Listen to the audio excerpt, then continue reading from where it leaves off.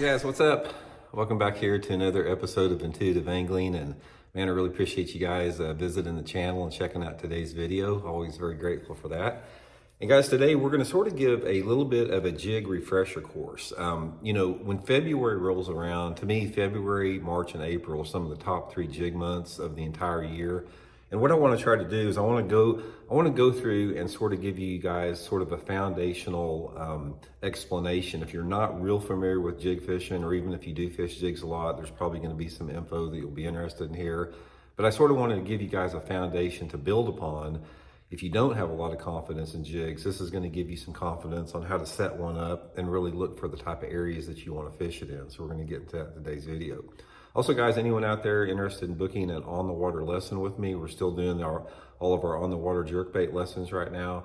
If you guys are interested, just go to my Facebook page, Randy Blockett Professional Angler, and shoot me a private message, and I'll give you the info for that. So much appreciated.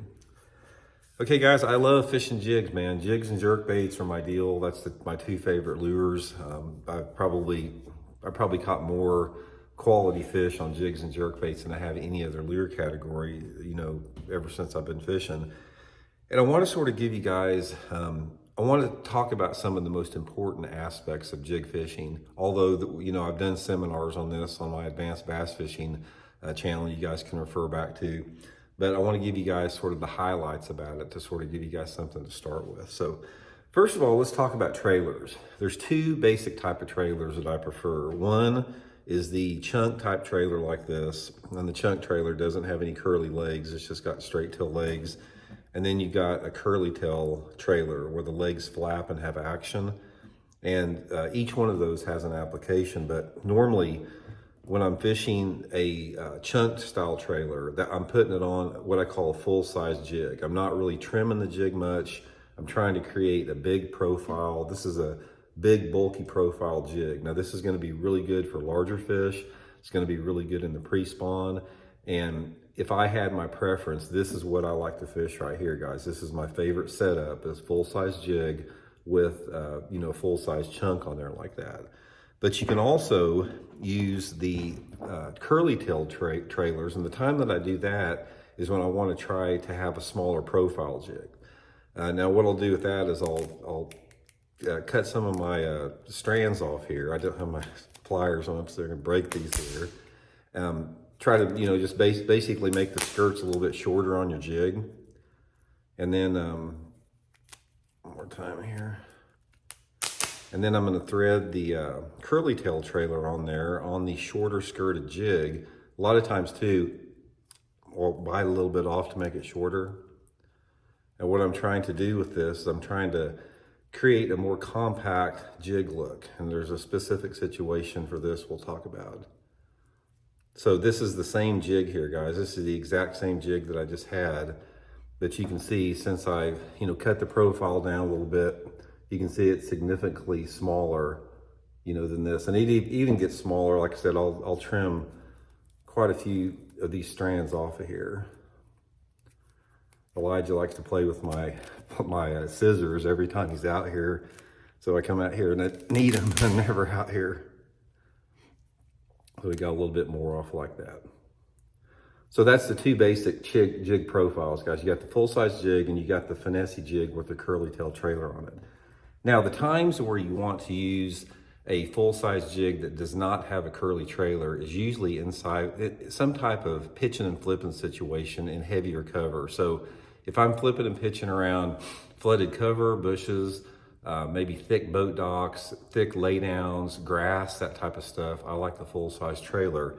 And if I'm fishing more open water, say for example, I'm pitching this jig up against a rocky bank or a bluffy bank and just working it down the bluffy bank, or maybe if I'm pitching it against isolated stumps or isolated dock piling, something like that, that's when I use the curly tail trailer. The curly tail trailer is better if you don't have a real obvious ambush point for the fish. In other words, best way to put it is if you're fishing sparse cover, the curly tail is going to work good, especially if it's around rock. And if you're fishing around thicker cover where the bait actually penetrates cover, I prefer the bigger size jig and the straight tail chunk like that. That is the main thing about setting them up here. A couple different other things with it is you really only need 3 different colors. If you don't know much about jigs and you want to get started in jig fishing, the 3 colors that you basically need are some type of a black and blue. And the black and blue is going to be good anytime the water visibility is under like 1.5 feet. Now, if you got, the next color is a brown jig. Now the brown jig works good. Any water visibilities like say 2 to 4 foot visibility is my favorite with that. And then if I've got over 4 foot of visibility, I go to some type of a green pumpkin, like in a silicone skirt, something like that, because it's a little bit more natural looking. But you can get by, guys, with just these 3 colors right here: black and blue, brown, and green pumpkin. And also, guys, in the description of this video, I'll put my Tackle Warehouse link in there, and I'll put you a bunch of jigs and trailers that I recommend if you guys want to get some using that link. So the colors are pretty critical with that. Now, a lot of people, it's like they struggle, they think they struggle with jig fishing, but they don't struggle with like on a Texas rig worm. Because a lot of people that say that they're a good worm fisherman, they say, I just can't catch them on a jig. You know, I can catch them on a Texas rig worm or creature bait, but I just can't catch them on a jig. There's no difference, guys. When you're talking about fishing a jig or a creature bait or a worm, you're doing the same thing. You're casting it out there, you're letting it go to the bottom, you're working it the same. Sometimes you may hop a jig a little bit more, but you're working it the same, crawling along the bottom, hopping it along the bottom. And then when you get a bite, the bite feels almost the same. It's like, you know, you'll just feel either a tick on your line, or all of a sudden your line will just get weightless and your line starts moving out. There's no difference. If you can detect a strike on a worm, you can detect a strike on a jig. But the determination is, I think a lot of people, they don't know when to throw it. Now, the best time to throw a jig is all year long.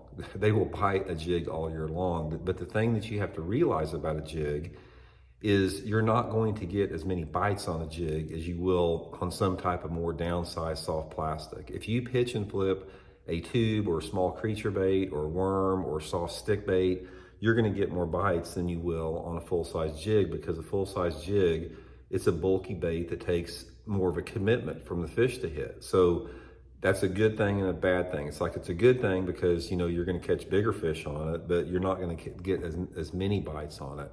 Not to say that I haven't got a bunch of bites, because I've had days where I've caught 50, 60 fish on a jig before under the right conditions, but there sort of has to be a little bit of a mentality shift with that.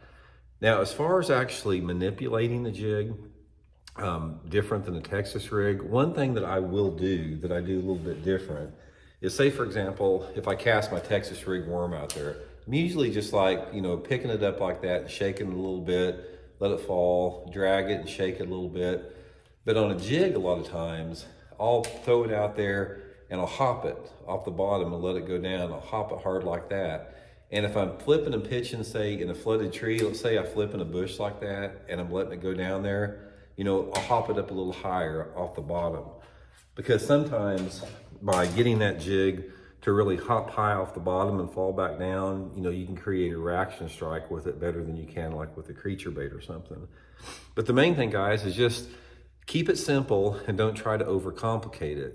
It's an easy bait to fish. It works literally in, I don't care if you have water visibility that's 6 inches or 20 foot in visibility, a jig will work. The only things that you have to change on it is your colors of your skirt, your colors and size of your trailers, and you know, just, you know, creating different profiles by cutting the skirt shorter or something like that. So anyway, if you're a serious bass angler and you just don't spend all your time weenie worming out there with a live scope and you're, you know, fishing targets and stuff like that, you got to learn how to fish a jig, man, because if you don't, you're missing out on so many good fish out there. So anyway, guys, I'll put all the links in the description of this video to some jig products and trailers I think you guys might get some action on. And thanks for tuning in. We'll see you guys later.